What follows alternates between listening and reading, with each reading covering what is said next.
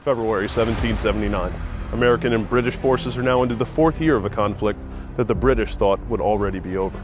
The battles fought in the northern colonies have come to a bloody stalemate, with the Americans winning key contests for control of much of the north.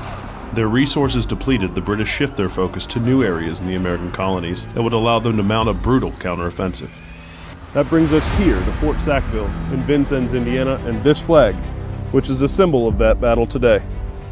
Success for the British meant almost certain defeat for the Americans. The stakes had never been higher. I'm Harrison Watson, and this is the story behind the symbol. America was built on the backs of the brave. Men and women who fought and died to create the land that you see today. Some fought to give birth to a new nation. Others settled and tamed new lands that would help define what our nation would become. Behind each of these moments in our history, symbols arose to rally, motivate, and unite people around a common cause. Symbols that defined our past to help guide our future. Generations of people fought and died under the banner of these symbols for their right to shape the future. Now we're retelling these stories as they've never been told before. This is the story behind the symbol. I'm standing in front of George Rogers Clark National Historic Park along the Wabash River in Vincennes, Indiana. As far as historians know, this is the official site of Fort Sackville, where American and British forces met in battle in the winter cold of 1779. But before we dive into that battle, we need to first understand why winning that battle was so important. All right, so to go over this next section and kind of teach you the lay of the land, everything that's going on, we're actually going to take a look at a map. Now, the map that I originally wanted to use was a time period proper map. Here's that map now. You can see that the way that the United States looks now really isn't what it looked like back then. For instance, the entire area that we're talking about right now, which is Ohio, Indiana, Illinois, all of that territory, including all the way over to Virginia on the East Coast, was Virginia. But so that we can kind of pay attention to all of this, I'm going to use a more modern map so that everybody can kind of know where things were back then and where that translates to today. So now we're going to dive into that, but I just wanted to tell you. All right, so you can take a look at the main map overlay that we have right here. And as you can see, the more modern map is overlaid. The areas in blue that are above, modern day Virginia and West Virginia, that New England area, that's where all the main fighting was taking place originally. That's where the stalemate had taken place. And so now we have a situation in which the British need to figure out, all right, what's next? So they have two options. Go west, as you see here in yellow, or go south, as you see here in red. Now, those areas are the places that they went. Basically, the hope was that if they went south, they might be able to split the colonies in two. And if they went west, they already had outposts that were in the west, including up in Detroit and the areas that we're going to be talking about in the Ohio, Kentucky, Indiana, and Illinois Valley area. Then, again, it was Virginia. But Vincennes, Indiana is the place that we're talking about today. So the idea behind this was, if they could control these two areas, which was south and west of the East Coast, they also had all of their ships along the seaboard. They could essentially retool, come back, and kind of put a stranglehold on the East Coast and bring them into submission. And the modern day United States as we know it today may have never come to be. So those are the stakes for the battle in the West. With so much at stake, gaining control of the West was vital to American prosperity, but that wasn't going to be easy. Americans had been settling west of the Appalachian Mountains since at least the mid-1700s, but they weren't the only people with claims to those lands. All right, so let me break this down for you.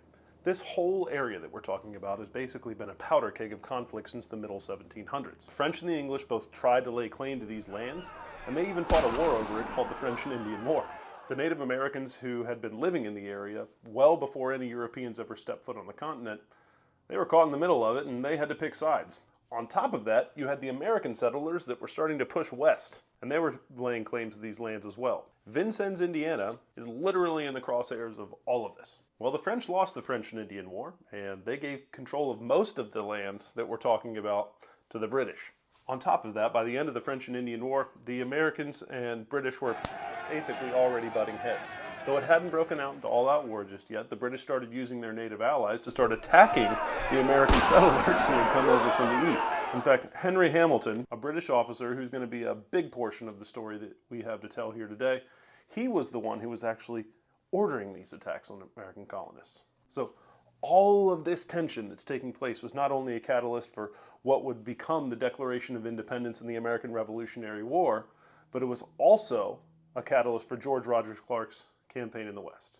In late 1777, 1 year into America's war for independence from the British, and with tensions flaring in the West, George Rogers Clark traveled to Williamsburg, Virginia, the capital of the Commonwealth, to meet with Governor Patrick Henry and a small group of trusted individuals to discuss his plan to take on the British and their native allies in the West. His plan was to recruit 500 men to loose the grip of the British in the West, and with this force, to strike 3 British strongholds in the West: Kaskaskia, Cahokia, and Vincennes. In taking these 3 forts, 2 on the Mississippi River and Vincennes on the Wabash River, he believed that these were the key to taking over Fort Detroit, the stronghold from which Henry Hamilton had been ordering the attacks on American settlers. Armed with the necessary authorizations from the Virginia government to conduct the campaign, and with the promise of aid to help the campaign be successful, George Rogers Clark set off from Williamsburg, Virginia, to Fort Pitt to begin recruitment for the daring journey. However, due to the war efforts in the East, instead of the 500 men he had planned to recruit, Clark was only able to attract 150 men for his mission. While this was far less than originally planned, the Kentucky militia promised to send another 200 men to meet him on the falls of the Ohio River at Corn Island to join in on the efforts. With the promise of these men, George Rogers Clark set out from Fort Pitt to the falls of the Ohio River and Corn Island, a journey close to 700 miles that they achieved in just a couple weeks. When they arrived, only 26 of the promised 200 Kentucky militia were there to greet him, bringing his total force to just 176 men. While it was a small army, they were experienced, and some of the frontier's most elite fighters, including Captain Leonard Helm, Joseph Bowman, and Simon Kenton. All 3 of these men had fought alongside George Rogers Clark in Lord Dunmore's War just a few years earlier in 1774. After months of training on Corn Island, Clark and his force were ready for battle. They left the falls of the Ohio and traveled down the Ohio River to Fort Massac in Illinois. From there, they left on foot, not wanting to be caught by the British on the Mississippi River, 125 miles northwest to Kaskaskia to begin their siege. On July 4, 1778, Clark's force arrived at Kaskaskia and set out a plan to take the town during the night. He split his force in 2, the first surrounding the town, while Clark and the remainder of the force would head into the town and take control of it. Just 15 minutes into the skirmish, the town had been captured without a single shot fired. The town was full of French citizens who had since sworn allegiance to the British following the end of the French and Indian War. However, in speaking with the townspeople, it was clear that the picture painted by the British about the Americans was a farce. As such, the French townspeople took a liking to Clark and his men. After taking Kaskaskia, Joseph Bowman and a small group set off immediately to capture Cahokia. By July 6, 1778, Bowman had taken Cahokia. At the same time that this was taking place, Clark sent a new ally, in Father Pierre Guibault, to Vincennes to convince the town to surrender to Clark on favorable terms, citing the proper treatment and reception that they had received back at Kaskaskia themselves. The people of Vincennes agreed, and Father Guibault returned to Kaskaskia to inform George Rogers Clark that Vincennes was also his. By July of 1778, all 3 main objectives had been taken without so much as a single shot fired. Command posts were set up, everything seemed good. And while taking them without a fight was possible, keeping them without one would be another story. In October of 1778, word reached British Lieutenant Governor Henry Hamilton at Detroit about the capture of Kaskaskia, Cahokia, and Vincennes. Determined to not let these key locations slip through British fingers, Hamilton swiftly planned a counteroffensive. He gathered a mixed force of regular troops, French, Canadian volunteers, and Native American allies. As winter loomed, Henry Hamilton led his force south in a daring move to reclaim Vincennes before the harsh winter weather could halt their march. Braving the early chills of winter, Hamilton and his forces pressed on, reaching Vincennes in December of 1778. The town, lightly defended and surprised by the British arrival, fell quickly back under British control. Hamilton, believing that the American threat was mitigated and the harsh winter would deter any further American advances, he decided to garrison Fort Sackville with a small force. He dismissed many of his native allies, asking them to return in the spring. It was a decision he presumed would secure the fort until then. However, George Rogers Clark was not one to be easily deterred. Even as Hamilton fortified his positions at Vincennes, Clark was preparing for an audacious winter campaign that would soon challenge the British hold on the region. In January of 1779, it was this man, Francis Vigo, who had come to tell George Rogers Clark about the capture of Fort Sackville by the British. Clark immediately gave the order to begin preparations to retake Fort Vincennes, or Fort Sackville in Vincennes. But the problem was, to do so meant that they would have to traverse ice-cold waters in a mostly flooded Wabash River. But if they didn't strike now, Clark knew that in the spring, the British would be coming for them and they would be facing almost certain defeat. In the harsh winter of 1778, as British forces settled into Fort Sackville at Vincennes, confident in their control, George Rogers Clark refused to let the season deter his resolve. He planned a daring recapture, understanding that surprise and audacity were his greatest allies.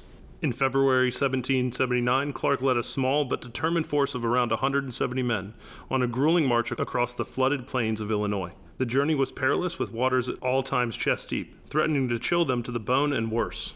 Despite the severe conditions, Clark's men pressed on, their spirits buoyed by their leader's unyielding determination. After days of enduring the freezing waters and mud, they arrived outside of Vincennes, catching the British garrison completely off guard. Their treacherous journey is now over. They've made it to the banks of the Wabash, right by Fort Sackville. The time is now to take back the fort. But how? Using the element of surprise and psychological warfare, Clark demanded the surrender of Fort Sackville. His small force made such a show of strength that Lieutenant Governor Henry Hamilton, commanding the fort, believed he was outnumbered. On February 25, 1779, after a brief siege, Hamilton surrendered Fort Sackville back to the Americans. Clark's audacious winter campaign not only regained the fort, but also significantly boosted American morale and secured the frontier for the American cause. The daring efforts of a young man at age only 26 would change not only the course of American history, but help define what would become the American Midwest. The West would no longer be a safe haven from which the British could control trade or retool their forces for a counteroffensive in other areas of the Revolutionary War. While the British would hold on to Fort Detroit until the end of the war, they were kept at bay because of the daring efforts of George Rogers Clark and his ragtag team of daring soldiers. The symbol that represents the bravery of George Rogers Clark still flies all over the town of Vincennes, Indiana today, as a constant reminder and an homage of the men who helped secure not only their future, but the future of the United States as we know it today. I'm Harrison Watson, and that's the story behind this symbol. We'll see you next time. You can find this flag, the George Rogers Clark flag, and many others at flagladyusa.com. God bless you, and God bless America. Hey, everybody.